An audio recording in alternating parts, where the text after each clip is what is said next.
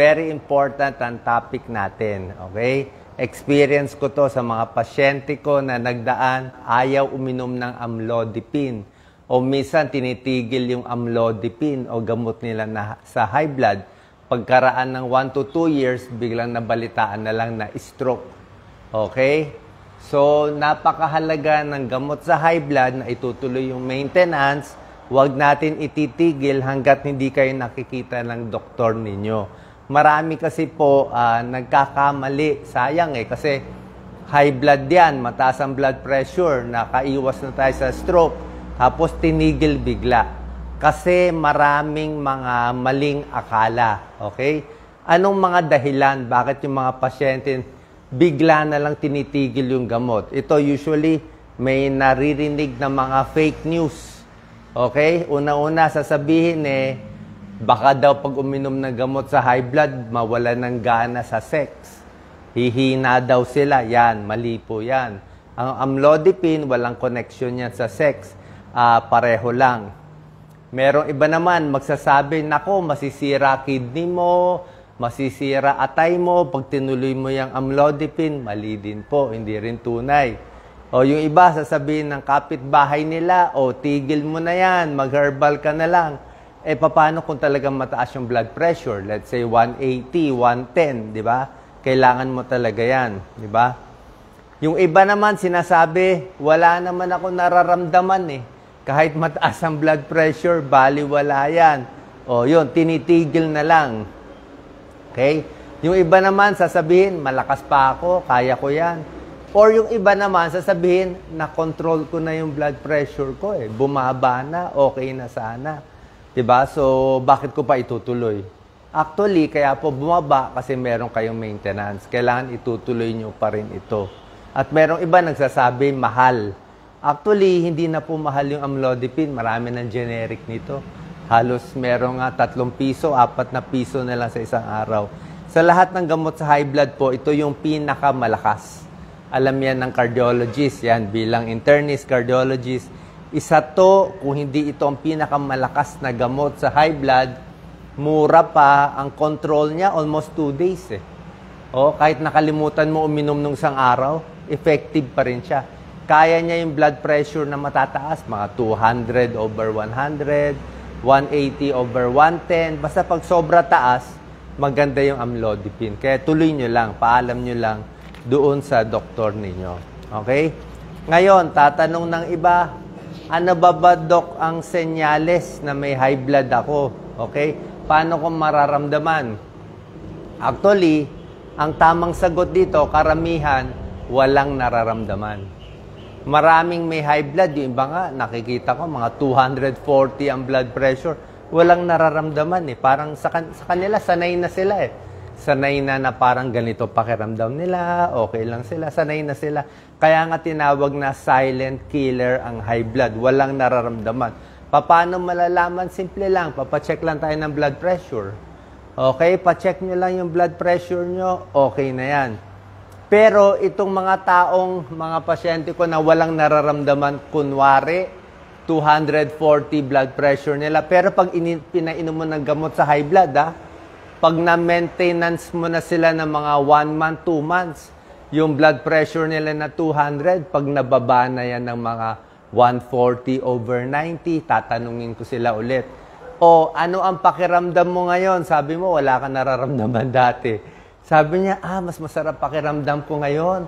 Mas maginhawa pakiramdam ko ngayon. Mas okay pala pakiramdam ko ngayon. So, akala lang nila wala sila nararamdaman. Yung pala, nasanay na sila sa bigat ng ulo, sa hilo, sa pagod, sa hapo nila. Isip nila, sanay na sila doon. So, very important talaga yung gamot. Okay? Maraming gamot sa high blood. Merong losartan, may metoprolol, marami pa ibang gamot.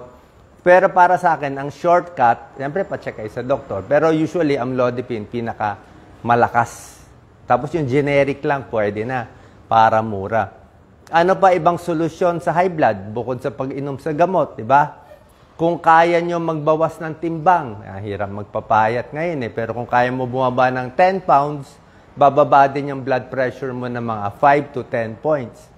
Bawas pagkain sa maalat. Okay, maalat talaga nakaka-high blood. Asin, toyo, patis, pag-goong, daing, instant noodles, tuyo, cereal, lahat yan talaga. Mag-exercise, lakad-lakad para pinapawisan, bawas stress, matulog ng mahaba, bawas high blood din yan. Sobrang stress sa trabaho, nakaka-high blood. Laging mainit ang ulo, kahit anong dahilan, laging galit. O, mainit ang panahon, maganda yung ganito yung panahon, basta hindi ka ma-high blood. Okay? Yung mga ibang pagkain, alam ko yung mga ibang may high blood, sasabihin nila, bawang na lang, Dok. Diba, Dok, sinabi mo, hilaw na bawang, pwede sa high blood. Oo, hilaw na bawang, pwede sa high blood. Pero, konti lang ang ibababa ng blood pressure mo sa hilaw na bawang. Siguro, baka mga 3 points, 4.3 or 4 points lang eh. So, pag blood pressure mo, 180, 100, eh, bababa lang ng 176 over 96. Hindi pa rin kaya. Pero yung amlodipine, kaya niya ibaba kahit 200 ang blood pressure mo. Sabi ng iba, Doc, pineapple juice. Oh, pineapple juice, mataas sa vitamin C, healthy, pero hindi siya talagang nakakababa ng blood pressure. Okay? So, yun lang po. Last topic, mga pagkain mabuti sa puso, pampapayat, oatmeal. Oatmeal, maganda si Doc Lisa. Oatmeal yan everyday. Saging, mataas sa potassium. Actually, may tulong din sa high blood ang saging. Bawang, tulad na sinabi ko, sa cholesterol. Sibuyas, okay din.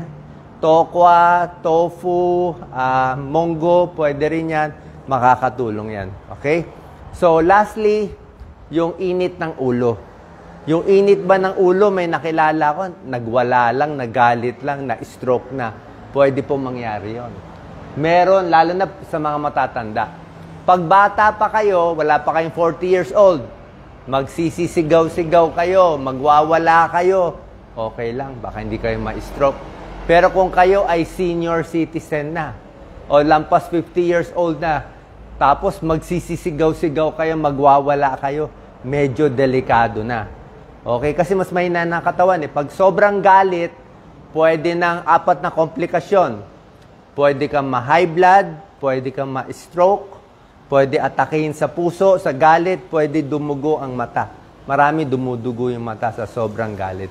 So, kailangan konting relax lang. So, sana po nakatulong itong video natin para tuloy-tuloy, pa-check po kayo ng blood pressure nyo, tuloy nyo lang yung gamot nyo, yung amlodipine at iba pa, nakakahaba ng buhay. Actually, sa pag-aaral, hahaba buhay mo ng 9 to 10 years.